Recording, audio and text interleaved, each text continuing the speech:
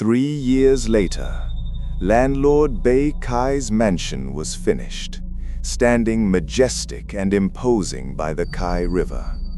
Walls built of blue stone, ironwood pillars as thick as a man's embrace, and roof tiles red as blood. Everyone who looked at it marveled at the extreme wealth. However, there was something strange. Even in the scorching heat of a summer noon, stepping into this mansion sent a chill down one's spine. The cold came not from the wind, but seemed to radiate from the very bricks and timber. Servants walked on tiptoe, their faces always anxious and fearful. No one dared to laugh or speak loudly.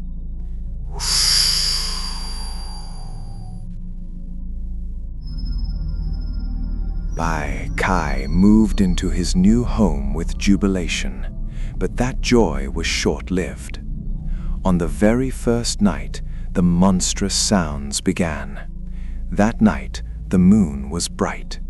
Bay Ky was drifting off to sleep when he heard a strange noise coming from the wall at the head of his bed. Screech, screech, screech. The sound was piercing and sharp, not like rats scuttling, nor woodworms. It sounded like someone using long, sharp fingernails, deliberately scratching deep gouges into the hard blue stone. Bay Ky sprang up, lighting a lamp to inspect the corner. The noise stopped instantly, but on the smooth stone surface, he stared in horror at fresh, stark white scratches crisscrossing like a chaotic spiderweb. And even more terrifying, those scratches oozed a slimy liquid that reeked of river mud. Things got worse on the third night.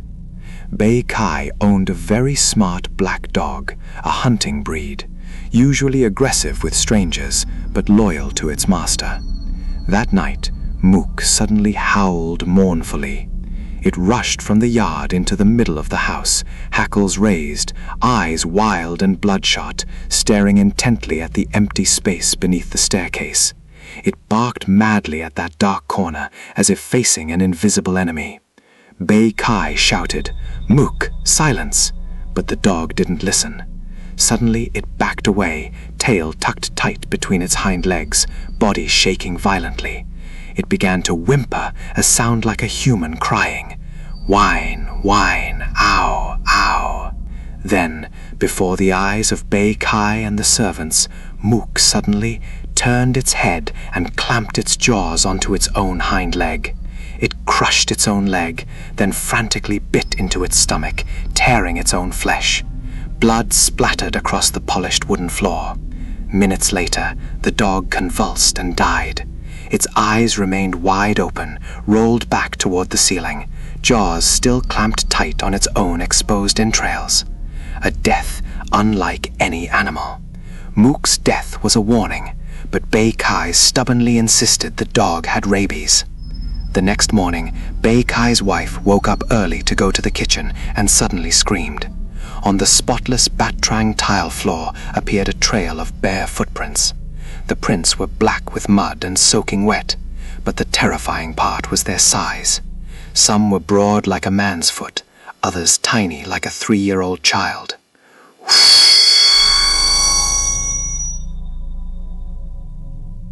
Bay Ky followed the trail. The footprint started from the riverbank, passed through the main gate, though it was locked tight, crossed the courtyard, entered the living room, climbed the stairs, and stopped right in front of the bedroom door of his 2 sons, Du and Hio. Bay Ky's heart pounded. The door to his son's room was still shut tight. Trembling, he placed his hand on the doorknob. Ice cold. "Du! Hio! Open the door!" Bay Ky pounded on the door. No answer. Using all his strength, he rammed it. Crash! The door flew open. A powerful stench assaulted his nose. The room was pitch black, even though the curtains were open. On the bed, Hio lay curled up in the corner, face pressed against the wall, shaking violently. But the eldest, Du, was sitting in the middle of the bed, his back to the door. "Du, "What's wrong with you?" Bay Ky stepped forward, placing a hand on his son's shoulder. Du slowly turned his head. Bay Ky froze. His son's eyes were gone, leaving only the whites. His mouth hung agape, and pouring from his throat was not saliva, but river mud, algae, and tiny shrimp still jumping. He looked at Bay Ky and spoke, not with the clear voice of a 17-year-old boy, but with a booming, hoarse voice mixed with the hissing of water. "You destroyed my home. Now I take your son's body as my home." With that, he threw his head back and laughed maniacally. The laughter sounded like water boiling in a throat.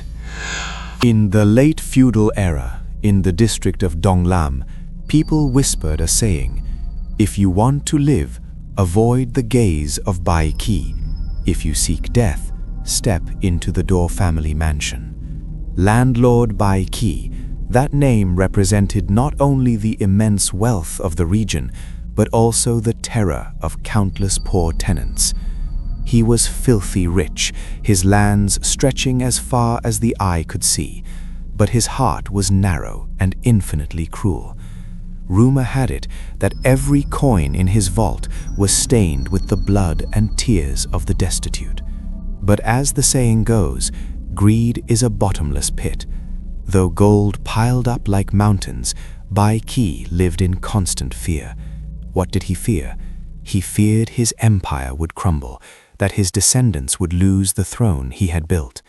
And that very fear led him to a fatal decision, a decision paid for with the blood of his entire lineage. It was a stormy afternoon, the sky a leaden gray. Bay Ky, huddled in a palm leaf raincoat, sought out a desolate shrine at the village edge to meet a renowned geomancer from the north. The old master squinted his cloudy eyes at Bay Ky, shook his head and sighed. "Master, your blessings have run dry. You have amassed wealth through resentment. The energy dissipates, the vein is severed. Your descendants, I fear, will struggle to keep their lives, let alone their fortune." Hearing this, Bay Ky's face went pale as a sheet. He hurriedly knelt, shoving a gold ingot into the master's hand. "Save me, master. Show me a way out. I will pay any price, as long as my lineage remains eternally glorious." The geomancer held the gold, silent for a long moment, then pointed toward the lower reaches of the Ky River. His voice trembled. "There is only one way. At that bend of the river lies a high mound, in the formation of the azure dragon playing with water, gathering immense prosperity. If you build a mansion there, eternal wealth is guaranteed." But what, master?" Bay Ky asked urgently. "That is land of the dead. There stands the lower soul's shrine, worshipping thousands of drowned spirits and starved souls with no one to tend to them. To touch it is to poke a fire ant nest. The price is steep. Do you dare?" The promise of glory blinded the greedy man. Bay Ky brushed aside all fear. He returned home and immediately used money to silence local officials, seizing the sacred mound. On the day he led workers to demolish the lower soul's shrine, the sky suddenly turned pitch black. The old shrine keeper rushed out, blocking the carriage, crying and begging. "I beg you, great master, you must not. Beneath this ground lie the remains of 10,000 unjustly dead. Destroying the shrine cuts off their sanctuary. They will not spare you." "Drag this old man away," Bay Ky roared, bloodshot eyes bulging. "My land, my money. Gods or ghosts, I can buy them all. Anyone who stops me, break their legs." The sound of sledgehammers began to ring out. Thud, thud. Each blow struck the mossy roof tiles like striking flesh and bone. Statues shattered, and then the horror began. When the diggers struck the first hoe into the black earth, a pungent stench rose up, reeking like dead fish left in the sun for days. The foreman screamed in terror. Beneath his hoe, it wasn't groundwater, but a thick crimson liquid oozing from the earth. The ground was bleeding. The deeper they dug, the more the workers trembled. The upturned soil revealed stark white bones, shin bones, skulls, finger bones, piled upon one another, densely packed. They were tiny skeletons, barely the size of an adult's forearm, the remains of drowned children washed ashore. The workers, shaking, dropped their hoes to flee, but Ky Ky stood on the bank, clutching an iron-tipped cane, growling, "Anyone who quits gets buried alive with these bones. Keep digging. Dig them up and throw them all into the river, out of sight, out of mind." And so, in the intensifying afternoon rain, thousands of unclaimed skeletons were shoveled up and tossed into the cold water.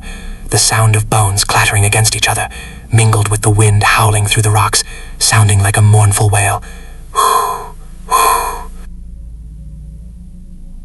That night, after raising the shrine, Ky Ky slept in a temporary shack built right on the new ground.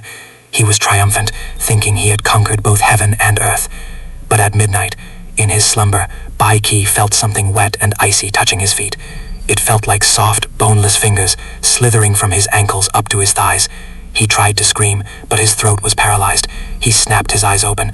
In the flickering light of the dying oil lamp, he saw, from under the bed, dozens of black, waterlogged, moss-covered hands reaching up, gripping the edge of the bed, and right on his chest, a small, soaking wet tuck figure was squatting, water dripping from its body onto his face. It leaned close to his ear, whispering in a gurgling voice, "Give back my home." Ky Ky let out a horrific scream and jolted awake. Sweat poured off him like rain. He exhaled, reassuring himself it was just a nightmare. But when he lifted the blanket to look at his legs, his heart nearly stopped. On his ankle, clearly imprinted, were 5 black finger marks, and they were still wet. After that horrific night, the eldest son, Du, fell bedridden. But he wasn't alone. Just days later, the second son, Hyo, and Bay Ky's wife also succumbed to the illness. Bay Ky, like a madman, scrambled to invite the best healers in the region. But anyone who stepped into the room of the mother and sons would walk out minutes later, shaking their heads, faces pale as banana leaves, hands covering their noses. "Sir, this illness I have never seen before. The pulses of your wife and sons have stopped beating.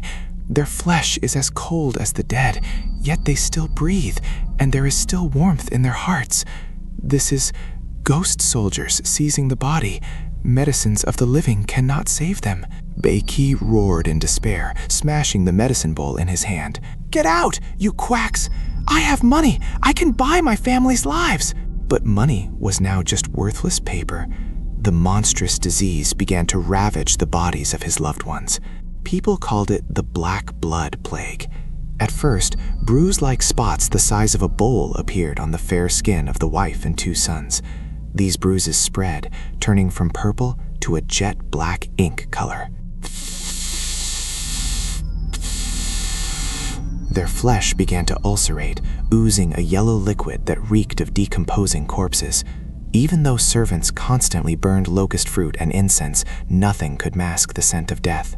Hyo, the handsome youngest son, now lay curled up, skin and bone. Every time he coughed, a mouthful of black blood, thick as mud, gushed from his lips. He whispered, clutching his father's hand, "Father, it itches so much, like something is crawling under my skin." Bay Ky looked down at his son's arm. He watched in horror as, beneath the thin, blackened skin, the veins pulsed violently, bulging and collapsing, as if worms were slithering inside, waiting to burst out. But the most terrifying part wasn't the disease. It was what they saw. All 3 patients, though bedridden, kept their eyes wide open, staring at the ceiling or into dark corners of the room. Bay Ky's wife, in her delirium, constantly waved her hands at empty space, mumbling, "So many. Why are there so many here?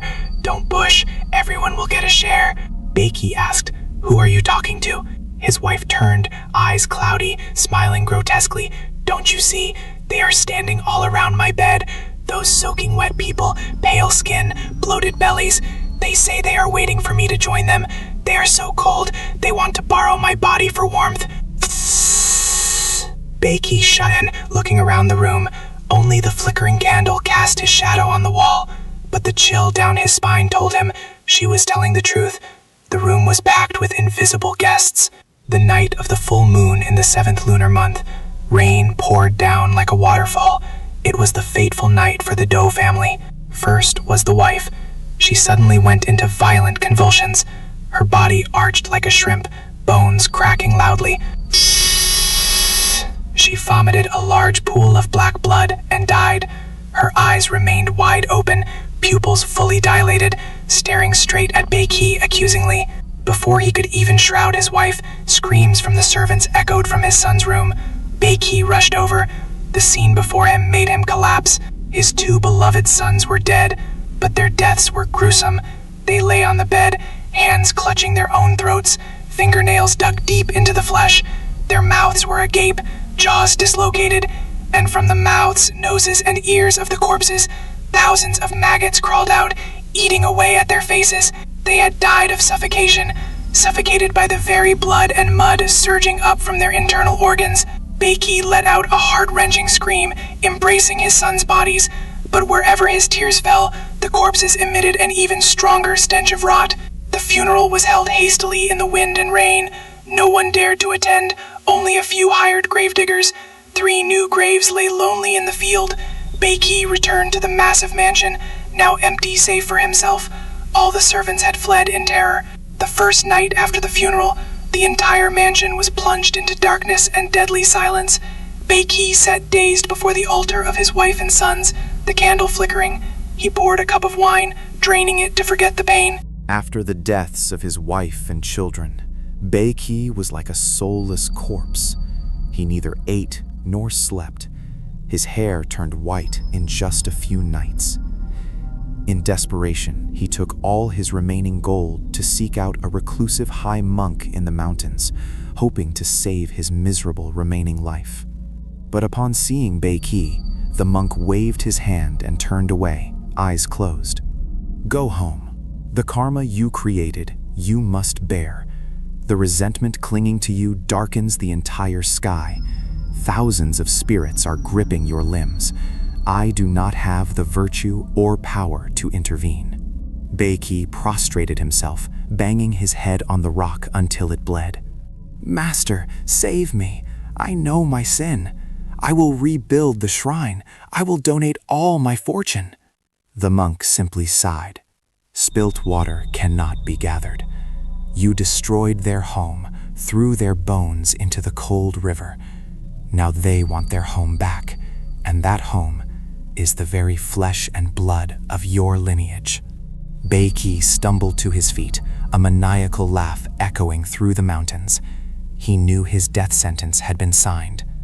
The next morning, villagers saw the doors of the Daw mansion wide open.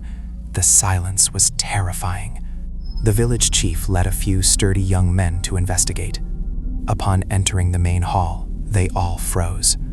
Landlord Bay Ky was dangling from the roof beam by a strip of white silk, rope creaking against wood. Creak, creak. His death was bizarre. He died by hanging, yet his arms hung limp, showing no signs of struggling or clawing at his neck like a normal person would. His eyes were wide open, bloodshot, looking as if they were about to burst from their sockets. And most horrific was his tongue. His tongue protruded abnormally far, purple and swollen, hanging down to his chest. The village chief trembled as he looked at the floor, right beneath the dangling corpse. In the thick dust covering the floor, there was no kicked-over chair, meaning he didn't climb up to hang himself. Instead, there were countless tiny, wet, bare footprints surrounding the spot where he hung. It looked as if dozens of children had lifted him up and tied his neck to the beam. Bay Ky was dead, but the nightmare didn't stop. The curse began to spread to the extended Daw family, those who had aided him in destroying the shrine and seizing the land. The first was Think, Bay Ky's nephew.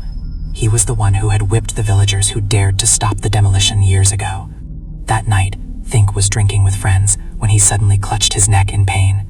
He screamed, "Let me go! Who is strangling me? I can't breathe." His friends looked around in confusion. No one was near him.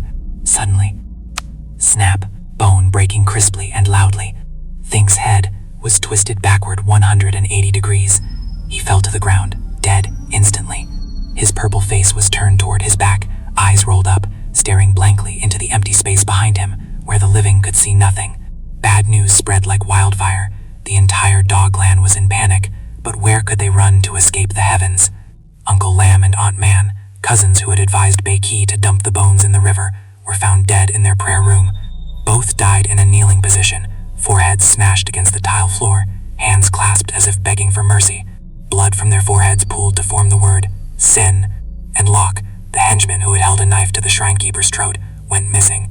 3 days later, his body was fished out near the old shrine site. The corpse was bloated like a buffalo, flesh eaten away by fish, but strangely, his mouth was stuffed full of mud and algae and sewn shut with fishing line. River water lapping against the shore. Crows cawing mournfully.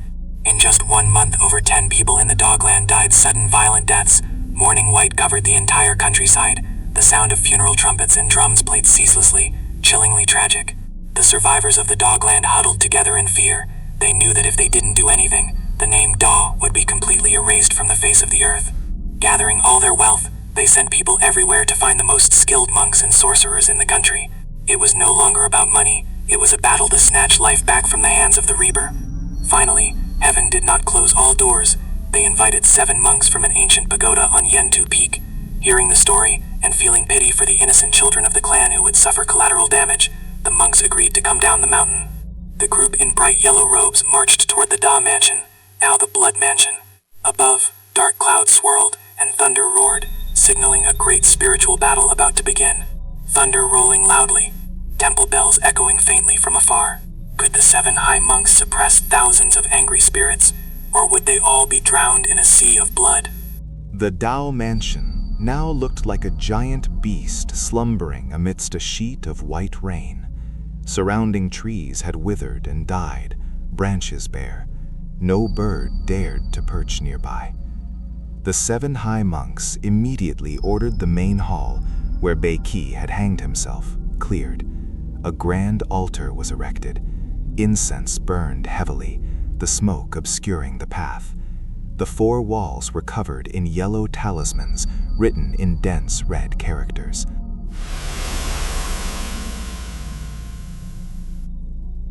The elderly abbot, with hair and beard as white as snow, sat in the center, eyes closed, fingers counting prayer beads. His voice rose deep and powerful, echoing through the cold hall. The air grew thick. The members of the Dao clan knelt behind the monks, trembling, none daring to lift their heads. They knew this was their last chance. As soon as the requiem chant began, the mansion shook violently as if in an earthquake.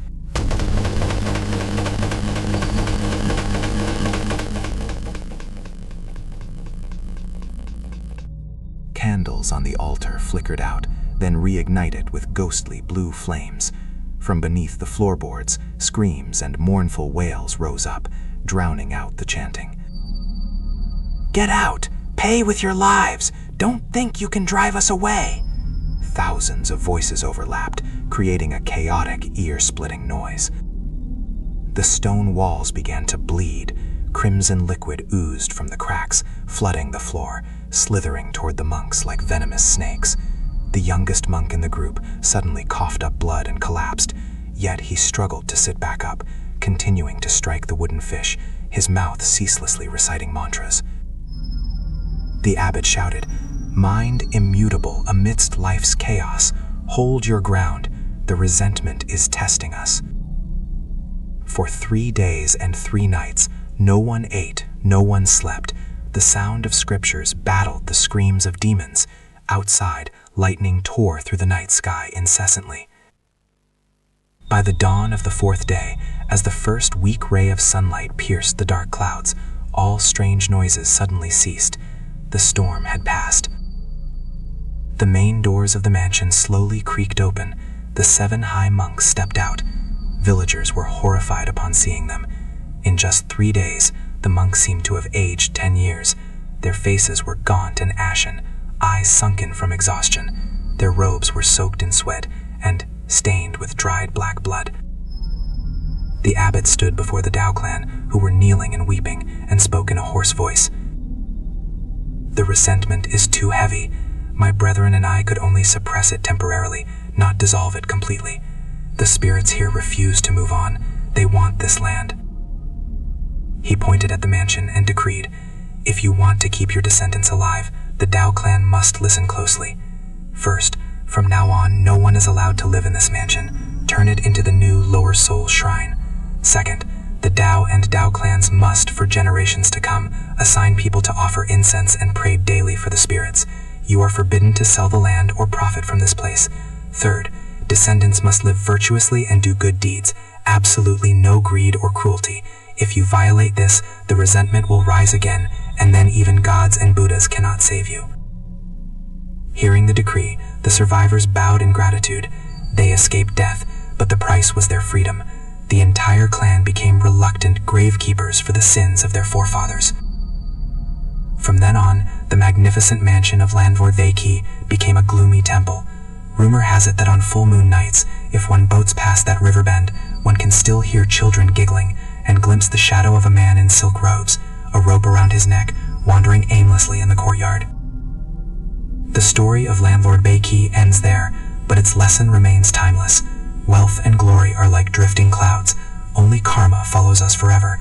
Do not let greed trample upon the lives of others, for there are debts that cannot be paid with money, but must be paid with the blood and tears of 1,000 generations to come. Thank you for listening, wishing you a peaceful night, and remember, look carefully under your bed before turning off the light.